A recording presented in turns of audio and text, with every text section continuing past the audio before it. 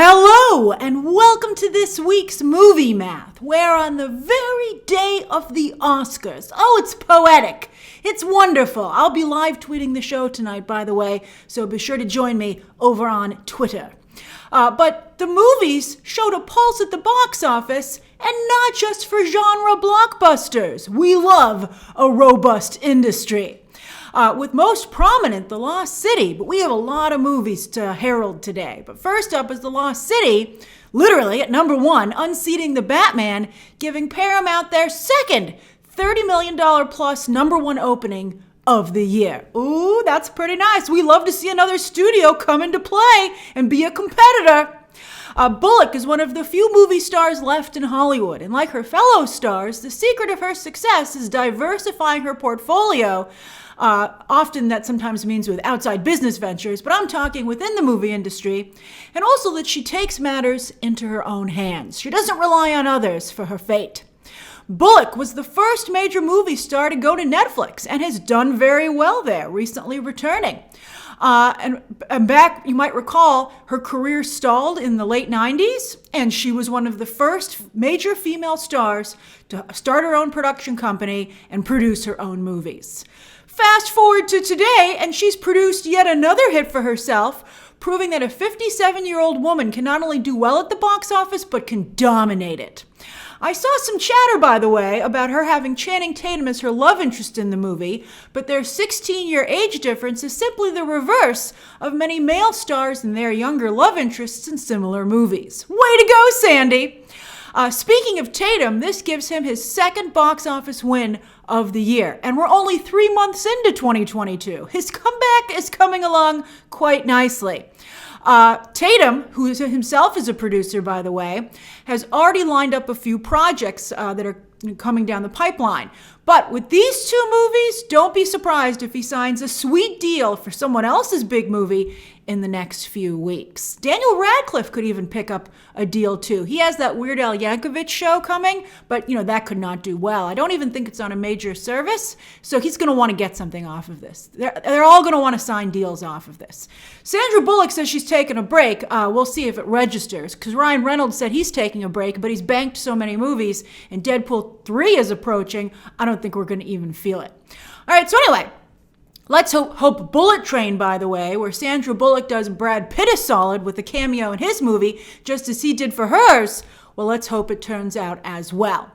The last successful romantic comedy at the box office was Crazy Rich Asians back in 2018, and before that, Amy Schumer's Trainwreck back in 2015. You can see there aren't a lot of successful romantic comedies in theaters. So to see that the genre is still viable beyond a streaming service is very exciting news for Hollywood indeed. The Lost City's audience was 61% female, 51% over 35, which means other demographics besides young men are finally coming out to theaters. Variety is the spice of life. You can't have as many movies that are supposed to come out as do if you don't have a lot of different people coming to the movies. Of course, the biggest movies is where everybody decides to go. That's why it's called a 4-quadrant movie. All right, so anyway, basically, Sandra Bullock decided to remake Romancing the Stone. She wasn't shy about it. Good for her. The 1980s hit that allowed Robert Zemeckis to get the go-ahead to make Back to the Future. That's how he spent that capital, and he spent it well. Now, I'd also suspect that you'll see other stars and production companies start to comb through the 1980s library of movies to see if there isn't one they can't unofficially remake with the same success. Hollywood, and Sandra Bullock didn't even have an original idea, but her original idea was to kind of go back and remake this unofficially, which means she doesn't have to pay anybody who was involved in that other movie.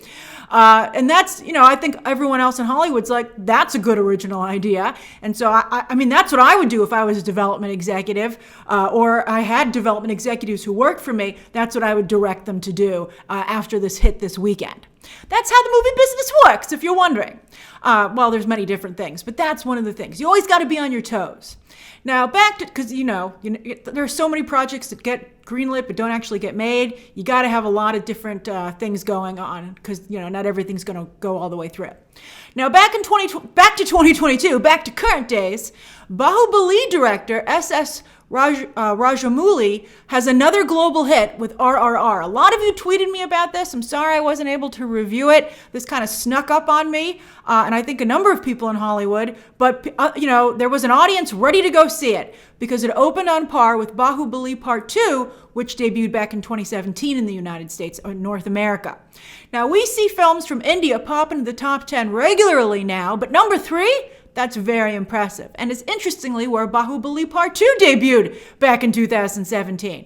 But that movie fell almost 70% in its second weekend, just as Jujutsu Kaisen 0, the movie, has in its second weekend here in this frame. As overseas films continue to break through in North America, which is exciting, the next hurdle for them is to become more than one weekend wonders. I think they can do it. I hope they can do it. Every other country watches our movies. I would love for it to be a situation where we watch other countries' movies. We're doing that on streaming. It would be cool to see it happen at the multiplex as well. International star Michelle Yeoh and A24 have an art house hit with their own multiverse movie, Everything Everywhere All at Once, which opened in just 10 theaters this weekend, annoying everyone who couldn't get to see it. It's like, I saw some of you tweeting about this as well, being like, why isn't this playing anywhere near me? Well, it's going to open wide, not this coming weekend, but April 8th. I think that's a mistake. I think that April 8th is very busy with a lot of other movies, Sonic and Ambulance. It would have been great if it had gone wide this coming weekend, and expect it maybe to expand a little bit. So check your local theater. It might come to you, especially if you're living in a metropolitan area. But it's going to go wide on April 8th. It'll be interesting to see that you might be seeing a big awards and box office contender being built here, which is very exciting. If they can build here, and I think because of the kind of movie it is, it's the guys who made that Daniel Radcliffe farting corpse movie. I can't believe that they might, never say never. Always stay in the game because look where they are now. But keep an eye on this movie. This could be big because this is a multiverse movie that some of the more snobby types in Hollywood can get behind, which will annoy a lot of you. But Michelle Yeoh is awesome, so we have to support her. I'm excited. I'm going to try and see it this coming weekend. As for I wanted to see it at the IMAX at Lincoln Square, but I'm still a little nervous to go to a sold-out show because of COVID. And it was selling out. All right, as for superhero heavyweights, those movies are still in the mix too. The Batman once again posted an impressive hold in its fourth weekend and is now at 672 worldwide, which means this latest DC flick will finish, I think, somewhere in the 700 million range. We would have liked it to get to $1 billion, as I explained in my recent video, but this is definitely solid, and one has to wonder why Warner Brothers is taking so long to greenlight a sequel. Are Robert Pattinson and Matt Reeves asking for mega money, which they should? Or are they waiting for the Discovery merger at this point? I mean, I think David Zaslav should call them up and be like, maybe David Zaslav wants to be the one to do it. Maybe that's what it is. But it's still, it's not as great as we would have hoped, but it's very, very strong. Next, we'll see if it can supercharge HBO Max. That would certainly be a nice feather in its cap when it hits the service April 19th. And also how it does on PVOD. There are more headlines in the Batman's future. Don't worry about it. Spider-Man No Way Home is dominating PVOD, and it's still selling movie tickets at your local theater. In its 15th weekend, it did it. It managed to cross the 800 million mark. Oh, that's amazing. And it's one of only 3 movies to ever do so. What an accomplishment. That's incredible. And Sony's like, we're going to ruin it this coming weekend with Morbius. All right, we're getting a little bit ahead of ourselves. All right, you can't ruin that, but it's weird how their Spider-Man franchise is divided. All right, so anyway, let's head over to streaming, where we start with Nielsen, as always, this time for the last week of February. Inventing Anna, still number 1, while Vikings Valhalla is yet another successful new launch for Netflix. While Space Force Season 2, remember, Nielsen has all the seasons, but Space Force is on people's mind again because they recently debuted Season 2. This is its 3rd week in the top 10. Again, maybe we really will get Season 3. I think it's looking strong. Amazon's becoming a contender. Look at this. Still 2 shows in the top 10. Reacher again. And Mrs. Maisel's still in there. Oh, that's exciting. And it shows that their strategy this season of 2 episodes every Friday is very strong. I'd love to see other services do that because basically you release a new movie every week. It was great for Maisel. Every Friday was a Mrs. Maisel movie. Loved it. And the Book of Boba Fett is still hanging on. 2 weeks after it wrapped, it still managed to be in the top 10. That's great. That's a little bit of a reprieve for it after it never really got that high in the top 10 while it was on. As for movies, Encanto, still number one, and it's the big draw tonight at the Oscars. They're going to perform Bruno for the first time ever live. I love that we're going to get to see the voice talent. They get to be there in person because that's, it's tough with animation. It's going to be great, so great to see all of them. And then Lin-Manuel Miranda should become an EGOT, but he won't be there because his wife unfortunately contracted COVID, and while he tested negative, better safe than sorry. He's doing a solid for his fellow nominees and attendees, and so he's not going to be able to go. That sucks, but maybe they can stream him in because that's going to be a big deal. But Encanto, while it's still a strong number one, has some company with Tyler Perry's latest Medea movie for Netflix and Free Guy, which finally debuted at no extra cost on Disney Plus, right behind it. Very strong. As for Netflix, last week on their own charts, The Adam Project is still their number one movie worldwide, while their own Hot Guy and a Dog movie is right behind it. As for TV, Netflix is a well-oiled machine with 4 new series all debuting last week in the top 10, mixed in with some marathon performers. That's how you do it. Finally on iTunes, there it is, Spider-Man No Way Home, of course, still number one, with the usual mix of Oscar nominees and recent releases filling out the rest of the top 10 behind it. They have to figure out a way to get Apple TV things on here, because Coda, how would Coda be performing against all this if they could count that? Because there's no price point, so they can't put it in there, but it must be maddening to them. Apple TV is turning into an incredible service, and they have if you were a super follower of me on Twitter, you'd be seeing all my recommendations, but wow. They just have hit after hit after hit. It's incredible watching that service. They have the most churn. I wonder if that'll continue with how good they are. Alfred Hitchcock, you can see that collection just made it into the top 10. It was a little higher earlier in the week. That's an amazing deal. $19 or $20 for 14 movies.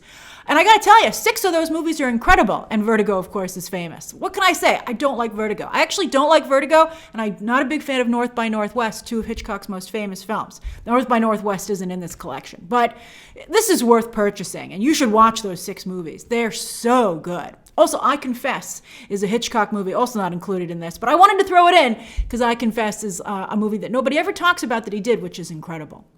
And shot all on location in Canada. It's gorgeous. All right, as for this coming week, how much damage will Morbius do to Sony's Spider-Man franchise, which is currently the strongest it's ever been? From the strongest to maybe the weakest, I'm seeing it on Wednesday, and the review embargo lifts that evening.